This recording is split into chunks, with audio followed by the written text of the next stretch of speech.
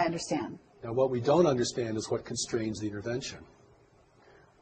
People say, well, if they want the place, they should just come take it. I mean, if they're not taking by force, it means they're probably not violent, or they're probably not here to harm us in any way. But see, there's so many missing pieces to this puzzle that we can't add, that I think the briefings attempt to add in the most clearest and lucid manner possible. I mean, you know, your 10-year-old could read The Allies of Humanity and get it.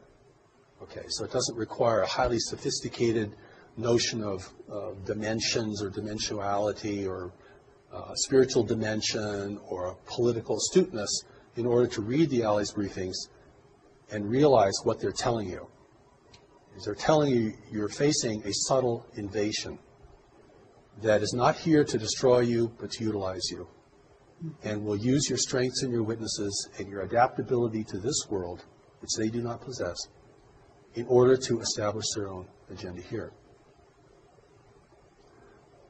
Their agenda here being that they want resources. They want resources. But they also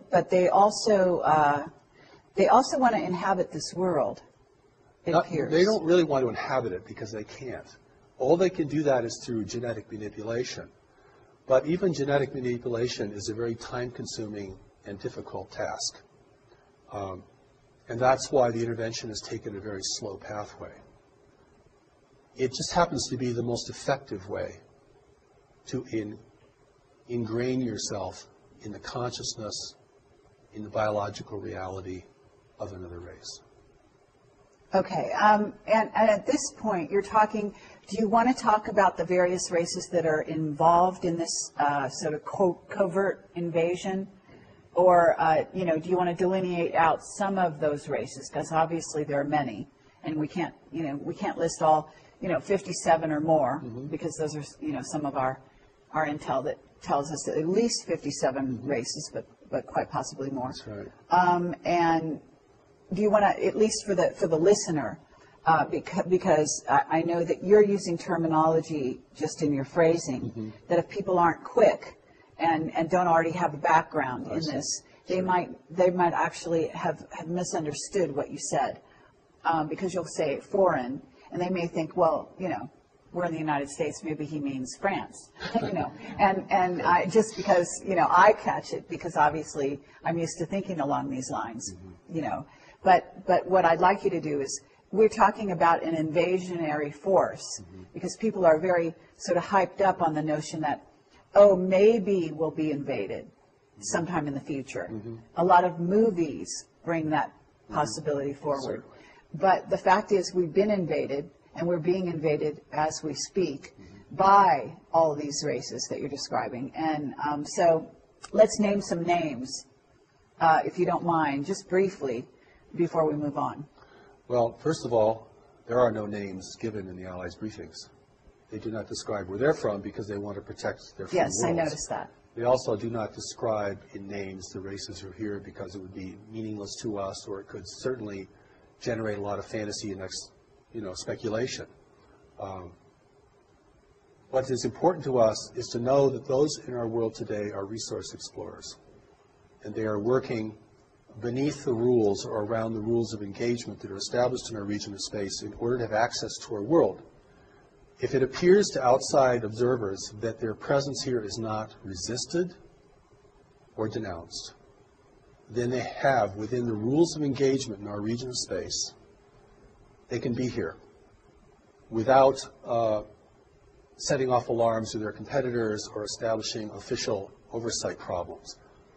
The official oversight is there's no government ruling the universe, but there are governments ruling trade. And trade rules everything for advanced nations that are interdependent with one another. And that is where the control is demonstrated. Advanced intergalactic nations. Yes, intergalactic. Advanced nations. And there's so many things here that, whenever I talk about this, I have to kind of paint a picture in the background, because the picture is very different than what most people think today. We either think that, the off-planet intelligences and races are either very demonic or very angelic. Or we think there are good ones and bad ones. You know, there are good guys out there who are going to help us, there are bad guys who are not going to help us. The briefings themselves kind of set the record straight that in order to create an unambiguous situation on Earth, those potential groups who were visiting at earlier times are not here because we don't have the ability to discern, we don't have the subtlety or the insight to discern friend from foe. You cannot tell an ally from an adversary unless you're very skilled in the mental environment. Mm-hmm. Very intuitive, very insightful, literally a seer. Mm-hmm. Okay. Because they're presenting themselves as the saviors of humanity. Mm-hmm. And in the background, they're taking people and never returning them. In the background, they're building a new human. Not to replace us, but to determine our direction. I'm often also asked, and I never like these questions very much, but I'm often asked, you know, is our president an extraterrestrial or is our leaders? I think the thing to understand here, because I've had an opportunity both through the Allies briefings and through the greater community teachings of the new message, which go way, way beyond the Allies themselves, is that those individuals that are being prepared to be in the world are here to advise the leaders. Mm-hmm. They're psychic, they're powerful, they're brilliant. You can recognize them if you have the eyes to see, but most people will not recognize them. Mm-hmm. They're not in positions of leadership, they're unaccountable to the public, you will rarely see them on camera. This is how an intelligent race gains ability and influence and control without the people knowing it. Certainly, because they don't realize they have somebody to rebel against. That's right. They think that they are in alignment, mm-hmm. at least those that are following that particular right. person or group. Okay, so we have also, you know, you made an interesting statement a ways back in which you said that in this area of the, I guess you said the galaxy, mm-hmm. they don't allow, there's a lot of control and they don't allow war. That's right. What I got was an overt war. And I wish you could talk about that a little more because that's an interesting statement. And, you know, understanding in when I'm talking to you is what I have is a body of knowledge that comes not only from my own intuitive information, but also from the contacts, the whistleblowers, and the people that are feeding the information behind the scenes. So I have gotten some descriptions that dovetail, if you will, some yes. of the things that you're saying. And, you know, too strong a way to put it would be evidence. But I certainly have witness testimony that would maybe substantiate some of the things you're saying. So what I'm trying to do is find out whether or not they reveal themselves or they reveal more about this picture. So when you say that there's control in this area of the galaxy, mm-hmm. who's in control? And if there's no war, in a sense, we know there's a war. Certainly there's a war spiritually. Oh, very much so. And so, but there are ways that this so-called war manifests, and it sounds like there's limitations in the way the war can manifest in this area of the galaxy. Limitations is a good word. Large nations, if they become involved in networks of trade, have great influence over each other. And it's a very competitive environment. The universe, our universe that we're going to have to deal with, isn't a big frontier with a bunch of uninhabited Earths out there that we can go migrate to when we've just completely used up this one. I mean, and this reality is a very competitive reality. And so the skill in mental environment, the skill in persuasion, the skill of seers, the skill of things that we might hold to be very spiritual, but now have been used or are used in a very mundane and even invasive way, are used a great deal. I mean, once the rules are established, everyone figures out a way to get around them, or to skirt them, or to operate within them effectively. And of course, we're like the young child that goes into the big city, but we don't know anything about the social reality, the political reality of that metropolis. And it's our naivete and our innocence that makes us probably endearing. I think you get this sense of endearment when you read the Alley's brief. They really think we're very sweet, actually. But they also indicate that you know some things we don't know that could destroy us. And not having any idea of what the reality is beyond our solar system is a tremendous disadvantage. So those forces in the world today are not, operating in a military sense, but they're infusing themselves into the hierarchies of religion, government, and probably even more specifically or more greatly in commerce. Okay, but we do have war on this planet, and That's it right. is orchestrated, even from behind the scenes, by these so-called persuasive contacts or entities or races, as you call them. But there's also, from what I understand, there's also literal war taking place in the solar system and outside the solar system between some of these races. And yet you're saying there are limitations. So I guess what I'm curious about is not so much what's allowed on Earth, although certainly that's part of the question, but what is allowed in, let's say, what's allowed in our solar system? Because I've gotten information as to certain groups that are actually maintaining what what they call outposts on the edges of our solar system that either allow some craft in or don't allow some craft in. In other words, kind of maintaining trade routes, if you will. Well, there's supply routes for those who are here, and this is the complexity that gets really difficult because different nations have been contacted by different groups.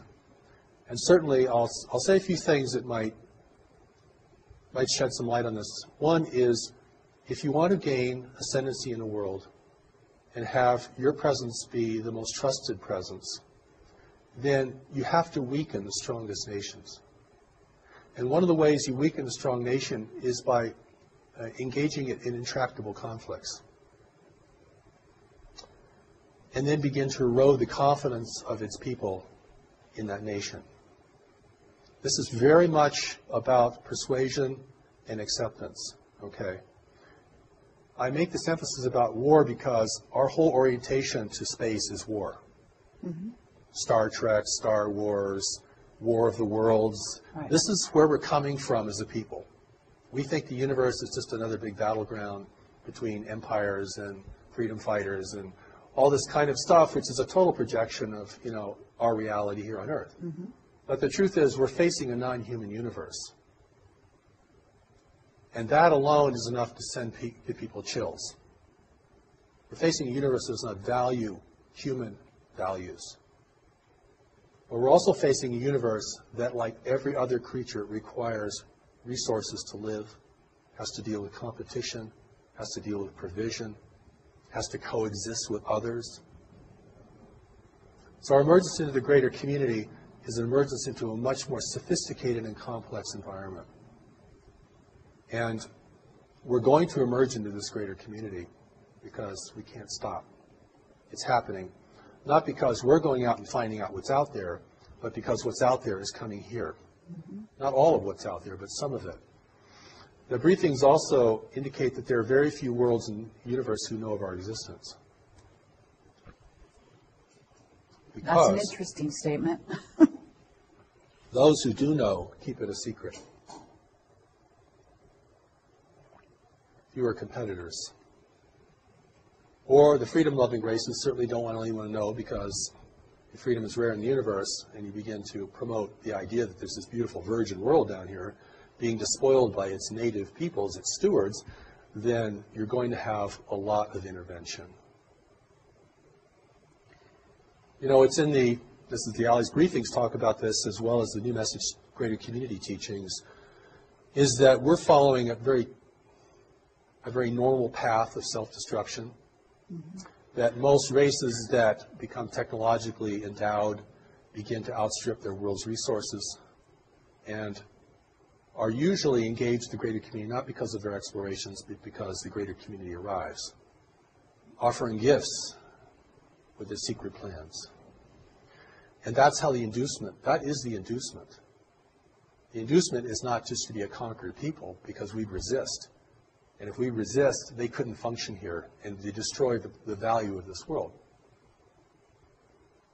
But if we can submit, and if our desires and our ambitions can be enticed, then that's the best weapon there is to make the enemy drop their weapons and join you according to the engagement that you present. Okay, so on a certain level, what you're talking about, because as above, so below. Mm-hmm. So there's a certain level at which I can use certain phrases like being co-opted. So if I'm here on Earth and I have a corporation and I co-opt the opposition mm-hmm. by bringing them on board to my agenda, mm-hmm. or even a portion of my agenda, and not tell them about my hidden agenda, then I'm co-opting them, because yes. they're, if I'm Coca-Cola, I get them to, to drink my Coke and maybe make a great deal with them. And if they're a lesser power, a lesser powerhouse, corporate speaking in the world, then they come on board and they think, oh, they got lots of bells and whistles and they get to be my so-called friend. But in reality, that's not really what's going on there, right?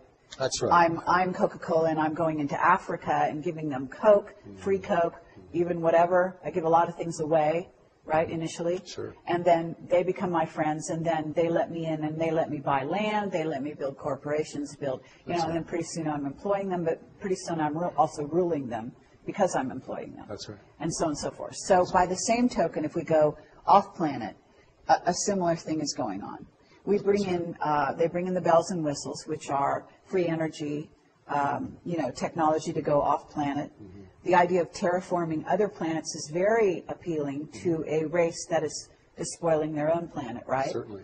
So there we have techniques to go off planet, to make going off planet more easy, and also to inspire them to possibly go to other worlds where they can then create a safe place, especially under the juncture of where we're now at, where this world is not only on a precarious road in terms of being spoiled by technology, but also by our misuse of technology, but also by earth changes that are imminent and beginning to happen.